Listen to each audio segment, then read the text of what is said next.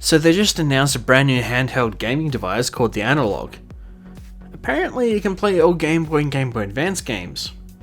Well, I guess it's time to blow the dust off of the old copy of Pokemon Red again. Now, just where did I put it?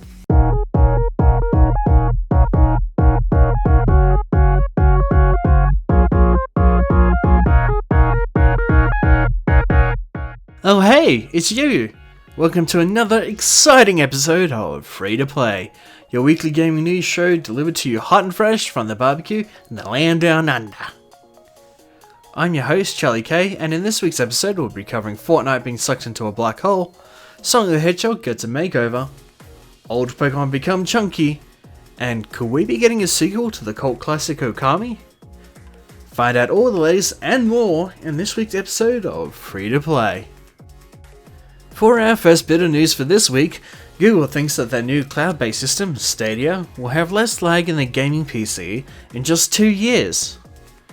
In an interview with Edge magazine, Google's VP of Engineering, Madge Barker, stated that he believes their system will have less lag than a gaming PC. Madge believes that the tech they have been using to develop modeling and machine learning will make games feel more responsive and make them run faster than they would on a local device. There is a few ways to accomplish this, but Baker states that the way they can reduce latency is by Stadia's ability to predict which button you would press before you even do it. So instead of aim assist, they now have Stadia assist? Well, an in-game event happened at Fortnite last week, where the whole game got sucked into a black hole, leaving many gamers confused for quite some time. When gamers logged back into the game, gamers were greeted with nothing but a small black hole with blue light surrounding it. Gamers then rushed to social media platforms hoping to find answers, but were greeted with images of the same black hole on every social media account held by Epic Games. But don't worry, the Fortnite servers were back up and running on Tuesday with a brand new map and the start of Season 11, with Epic Games now calling it Fortnite Chapter 2, Season 11. Is this our first look at the redesigned Sonic the Hedgehog from the upcoming live-action movie? The Sonic movie saw a massive backlash from gamers when Paramount Pictures released the trailer online, showing a more humanoid-looking Sonic. The movie was originally supposed to release on November 8th, but after the negative reactions to Sonic's design, Paramount decided to delay the movie to redesign Sonic. All you can say is, thank you so much for doing that. The old design was just so wrong. So in a plot twist nobody saw coming, an Australian singer has become the captain of an eSports team?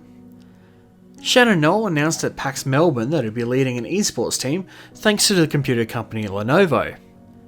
His new team is called the Motley Squad and will be mentored by Haz, a member of the FaZe clan. Knoll's first event will be the Lenovo League of Champions in November. Come on Nosy, pick me for your team?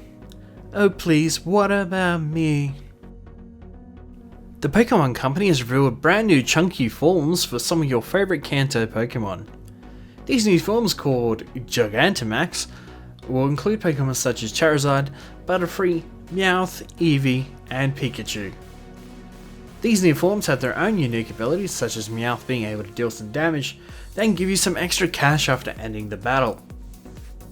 To get the Pikachu and Eevee in Big Chungus mode, you will need to have played Pokemon Let's Go Eevee and Let's Go Pikachu to receive their new forms. Fun fact, Gigantamax Pikachu is also a nod to Pikachu's original sprite in Pokemon Red, Blue and Yellow. Good to see he has lost some weight over the years. Over 2,500 MS-DOS games are now available to play online. These new games have been stored on the Internet Archive and are totally free to play. The archive has great MS-DOS classics like Wolfenstein 3D, Doom 1 and 2, Zargon, Elder Scrolls Redguard, Alone in the Dark, and the Ultima series. If you want to check it out, the link will be in the description. Could we be finally getting a sequel to OKAMI after all these years? In a recent tweet from OKAMI creator Akumi Nakamura, she expressed her desire to make a sequel. Akumi tweeted, "OKAMI is going to be back. We want to make a OKAMI sequel and fans are looking forward to it too. You guys want to see Kami as OKAMI again, right everyone?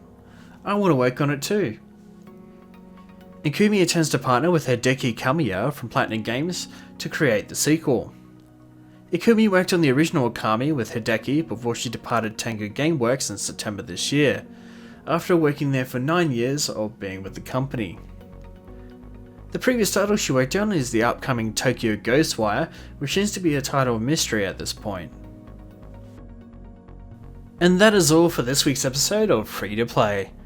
Unfortunately, it's a bit of a slow news week this week, but we hope you enjoyed the episode anyway. If you're new here and you liked the video, why not give this video a great big thumbs up, or it'll come and throw your game into a big black hole.